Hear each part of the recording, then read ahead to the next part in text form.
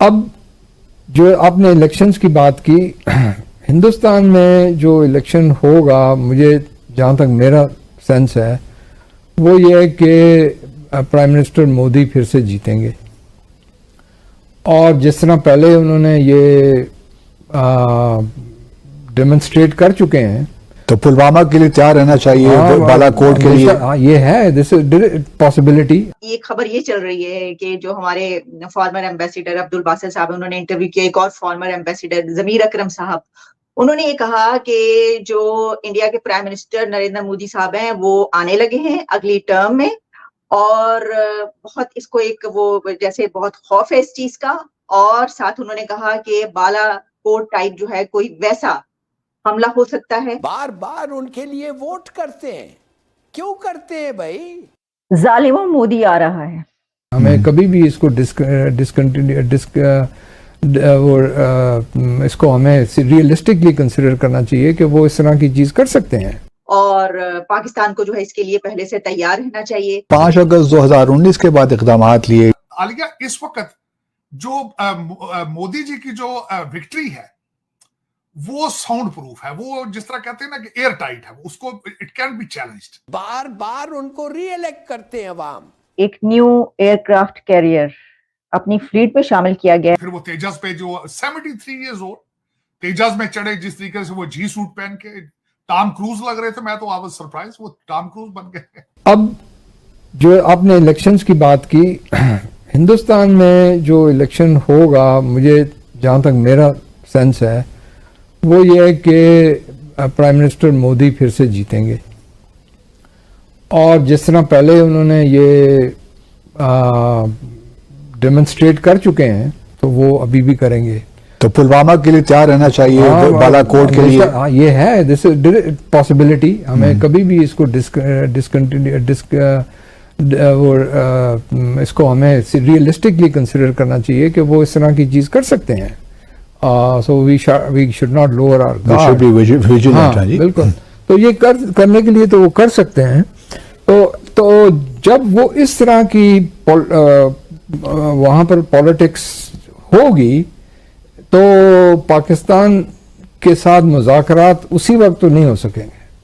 अब वो इलेक्शन के बाद मुझे तो जैसे मैंने कहा यही लगता है कि अपने मोदी साहब जीत लेंगे, बिकॉज अपोजिशन कोई है नहीं, वो बहुत ही कमज़ोर अपोजिशन है। तो जब तक मोदी साहब हैं तो उनके साथ बातचीत करने के कोई फ़ायदा है नहीं।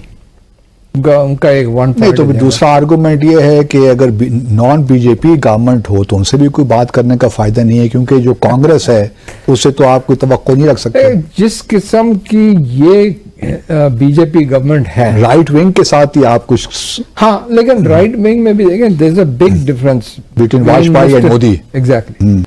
इनकी ये मोदी की तो कोई ऐसी कंडीशन वो है ही नहीं। मतलब आप कश्मीर इंडियंस की आप किताबें लेके पढ़ लें जो उसने किया है कश्मीर में, वो उसने तो ये उसका बेसिक मैसेज ये है कि जी ये एक डिस्प्यूटेड टेरिटरी है ही नहीं, ये एक इंटेग्रल पार्ट है हिंदुस्तान का, और हमने जो इनको ये स्पेशल स्टेटस दिया हुआ था इसको बिल्कुल अब हटा दें। प्रोविजनल था, ये प्रोविजनल था जो कुछ भी।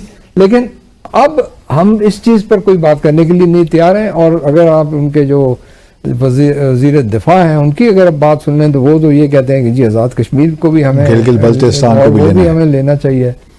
सो इस माहौल में आप किससे बात करेंगे?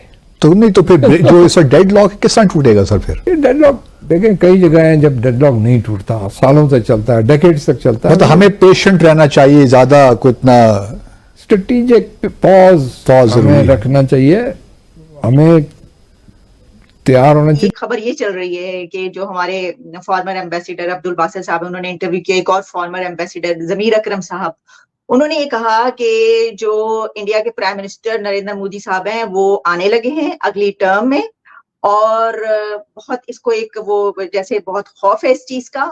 और साथ उन्होंने कहा कि बालाकोट टाइप जो है कोई वैसा हमला हो सकता है, और पाकिस्तान को जो है इसके लिए पहले से तैयार रहना चाहिए। तो साजिद साहब, एक तरफ हम सुनते हैं कि जनाब जो राह है वो घुस घुस के जो है वो मुल्क के अंदर मार रही है लोगों को, और दूसरी तरफ अब मोदी के आने से इतना ज्यादा खतरा, ये खौफ है कि कह रहे हैं कि जनाब ये तो हमला हो जाएगा। तो आपको ये फिनोमेना कैसा लग रहा है? क्या हम इतने ही वो हो गए हैं, क्या अब बैठ गए हैं डर के मारे कि ये क्या होगा हमारे साथ?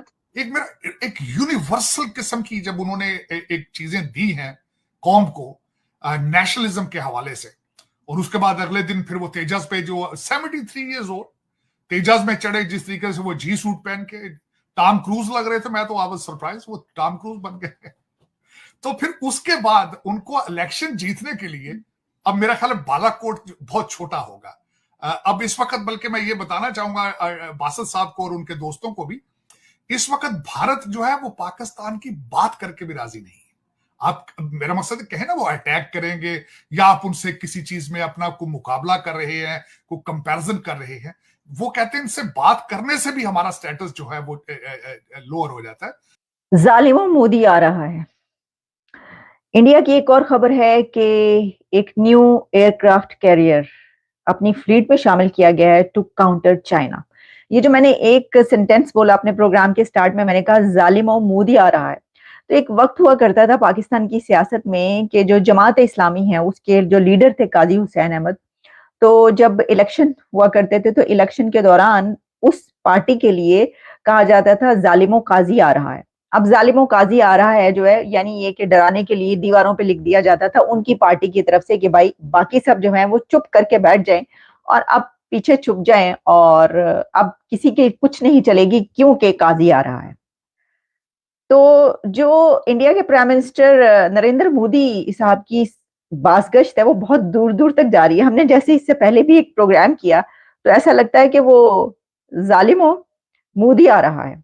एक तो ये बात कही जा रही है जुबान ज़द-ए-आम कि भाई अगला इलेक्शन जीत कर वो आ रहे हैं, और सिर्फ यही नहीं बल्कि अब डेली बेसिस पर जो खबरें आती हैं इंडिया की, तो अब तो ऐसा लगता है कि ये जो बात कही जाती है कि मोदी आ रहा है वो उनके ओपोनेंट्स के लिए इंडिया के अंदर सिर्फ नहीं है बल्कि ये तो पूरी दुनिया के लिए है कि जिसने जो करना था कर लिया, अब मोदी आ रहा है।